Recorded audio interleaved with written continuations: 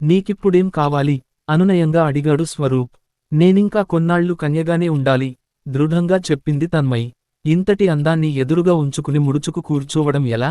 మనసులో అనుకుంటున్నది బయటికే అనేశాడు స్వరూప్. అది మీ సమస్య తేల్చి చెప్పింది తన్మయి. సరే లోపల అలజడిగా ఉన్నా బయటికి ఒప్పుకున్నట్టుగా అన్నాడు స్వరూప్. పిజి చేస్తూ విద్యార్థి జీవితాన్ని స్వేచ్ఛగా అనుభవించాలి మరో పేచీ పెట్టింది తన్మయి. స్వేచ్ఛగా అంటే అందులో మగ స్నేహితులు కూడా ఉంటారా? అనుమానం వ్యక్తం చేశాడు స్వరూప్. చెప్పలేను భుజాలు ఎగరేసింది తన్మయి. కొన్నాళ్లు కన్యగా ఉండటం ఆమె అభిమతం కాబట్టి మగ స్నేహితులు ఉన్నా అనుమానించే పనిలేదని. సరే దానికి తలూపాడు స్వరూప్. నాది సాఫ్ట్వేర్ ఫీల్డ్ కాబట్టి ఆఫర్ వస్తే యుఎస్ వెళ్ళాలి తన్మయి అంటుండగా.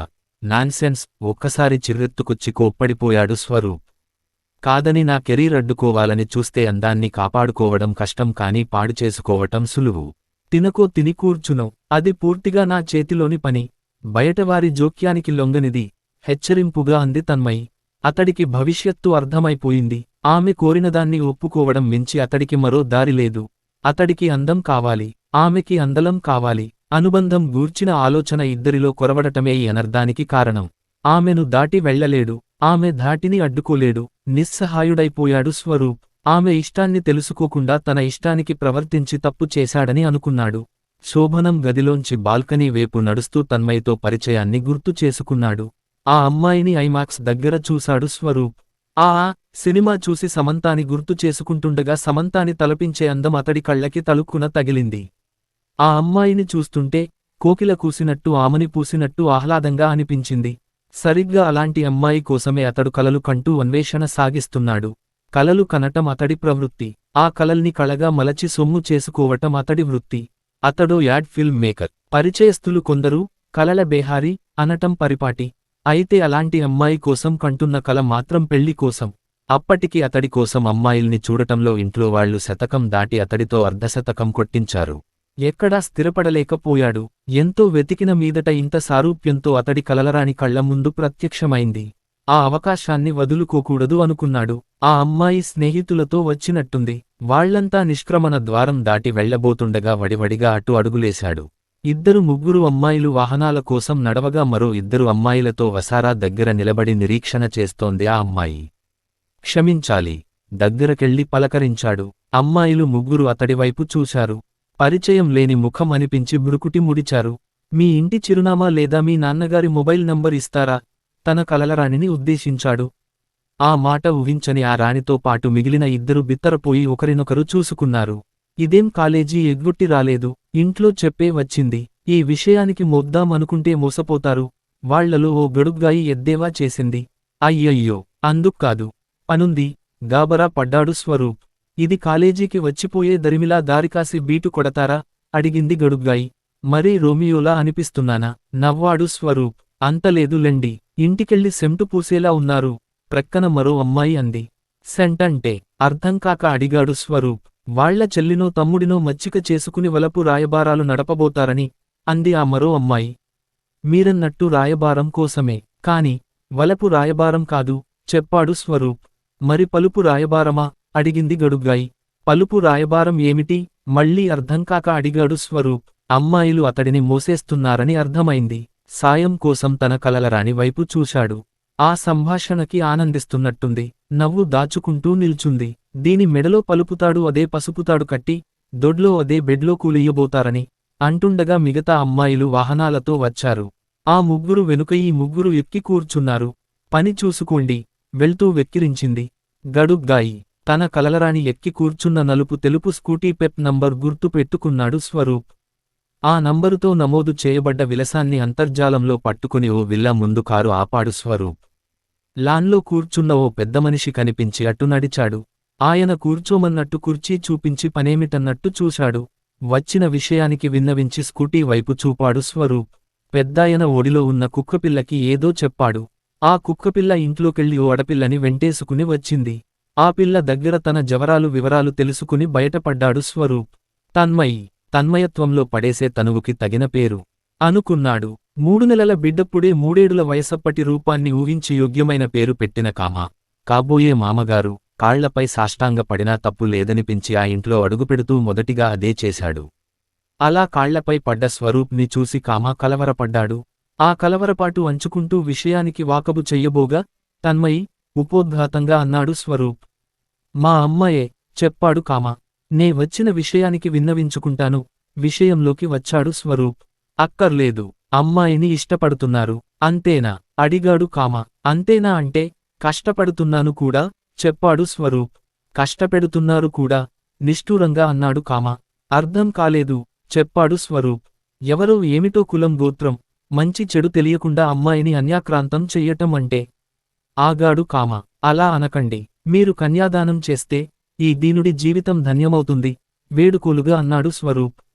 నేను నా కుటుంబం అన్యాయం అయిపోతామే, అభ్యంతరం చెప్పాడు కామ. మళ్ళీ అర్థం కాలేదు, అర్ధింపుగా అన్నాడు స్వరూప్. ఏ పట్టింపులు లేకుండా మీ దర్జా హోదా చూసి పిల్లనిచ్చేస్తే రేపు పలువురికి ఏం సమాధానం చెప్పుకోవాలి, తన ఇబ్బంది చెప్పాడు కామ. అంత కాని పని ఏం చేస్తున్నారు, దానాలలో గొప్పదైన కన్యాదానం చేస్తున్నారు, ఏదో చెప్పబోతున్న స్వరూప్ని అడ్డుకుంటూ, కాసునైనా అడిగే వాళ్లందరికీ దానం చేస్తామా? మన అభీష్టం మేరకే కదా, అలాంటిది మరి కన్యని, అర్ధోక్తిగా ఆగాడు కామ. స్వరూప్ ముఖం జేవురించింది. కోరి వచ్చానని అలుసుగా అనుకుంటున్నారులా ఉంది, ఉక్రోషాన్ని ఉగ్గబట్టుకుంటూ అన్నాడు. మా స్థితిగతులు చూసి మీరు అలుసుగా తీసుకున్నారని నేనంటే నచ్చటం పర్లేదు, ఆశ ఇచ్చేయమనటం దురాశ, కొంతవరకు అర్థం చేసుకోవచ్చు. ఎందుకివ్వరు అనుకోవటం అహం. మీలో నేను చూసింది అదే, నాకు నచ్చలేదు, ముసుగులో గుద్దులాట లేకుండా సూటిగా చెప్పాడు కామ. అది అహం కాదండి, మోహం.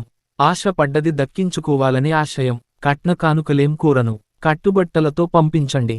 మీరు నా కాళ్ళు కడగడం కాదు, అంతటి అందాన్ని కన్న మీ దంపతుల అడుగులకు మడుగులొత్తినా రుణం తీర్చుకుంటాను, సావధానంగా చెప్పాడు స్వరూప్.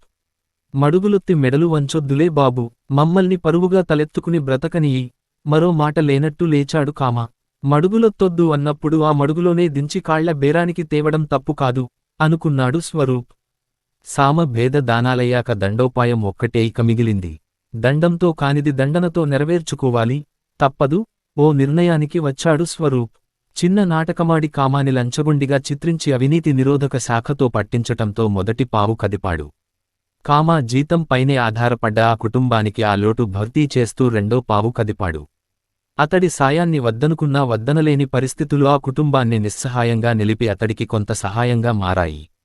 ఆ విధంగా ఆ అమ్మాయెవరో అన్నట్టు తన కలలరాని చెల్లెలు తమ్ముడే కాకుండా ఇంటిల్లిపాదిని మచ్చిక చేసుకుని పావులుగా కదిపి కామాకి చెక్ చెప్పాడు. శుభస్య శీఘ్రం అనిపించుకున్నాక కామాని ఆ కేసు నుండి తప్పించి ఉద్యోగం వాపసు వచ్చేలా సిఫారసు చేశాడు. అయితే అదంతా వ్యూహాత్మకంగా చేసినట్టు కాకుండా వీధిన పడ్డ ఆ కుటుంబాన్ని ఆదుకోటానికి ఉదారంగా చేసినట్టు కలరిచ్చాడు. వాళ్లకి ఆ కర్మ పట్టడానికి కర్త అయిన తనే ఆ సహాయక్రియ చేపట్టినట్టుగా ఎక్కడా బయటపడకుండా జాగ్రత్తపడ్డాడు. కాని అది లీకవ్వాల్సిన చోట అయిందని అప్పటికి తెలుసుకోలేకపోయాడు.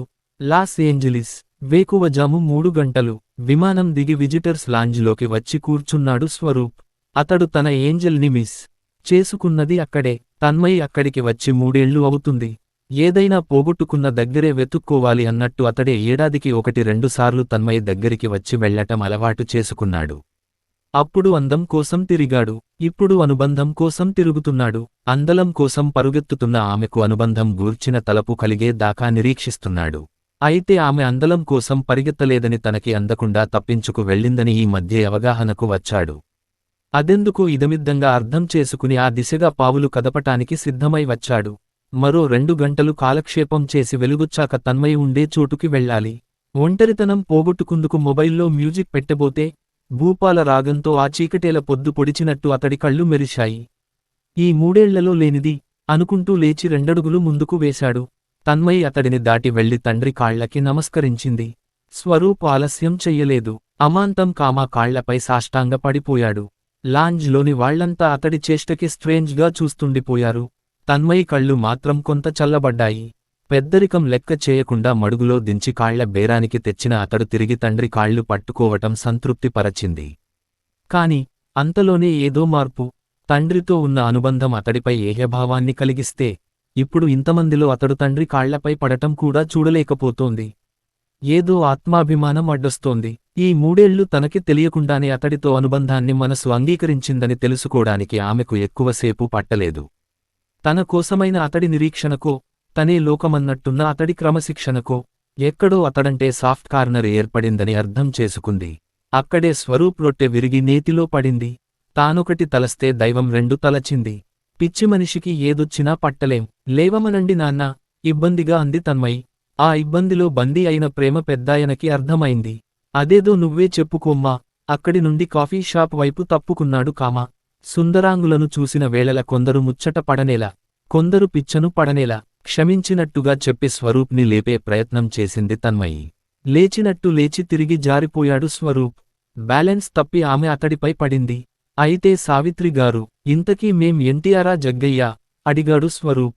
జంటీఆర్ అంది తన్మయి. ఓహో, జెంట్ ఆఫ్ ద ఇయరా? భలే అన్నాడు స్వరూప్. అలా అర్థమైందా? సరే, ఇక్కడ ఎక్కువసేపు సీన్ క్రియేట్ చేస్తే కాప్స్ తొడిగి తీసుకెళ్లగలరు హెచ్చరించింది తన్మయి. ఆమెను లేపి అతడు లేచాడు. ధనబలముతోనే ఘనకార్యము సాధించలేరు. తన మనము తోడైతే విజయము వరించగలదు. కాఫీ కప్పుతో వచ్చిన కామ హ్యాపీగా దీవించేశాడు. ఆ ఘనకార్యం ఏర్పాటేదో చూడండి మరి, చెప్పాడు స్వరూప్. తన్మయి అతడిని చిన్నగా గిచ్చి, నా దగ్గర సామ భేద దాన దండోపాయలేం పనిచెయ్యలేదేం? ఈ ఉపాయం పన్నారు అంది. ఇది దండోపాయమేగా అన్నాడు స్వరూప్. అదెలా? చిత్రమైంది తన్మయి. గదిలోకొస్తే తెలుస్తుంది నవ్వాడు స్వరూప్. ఈసారి ఆమె గట్టిగా గిచ్చింది.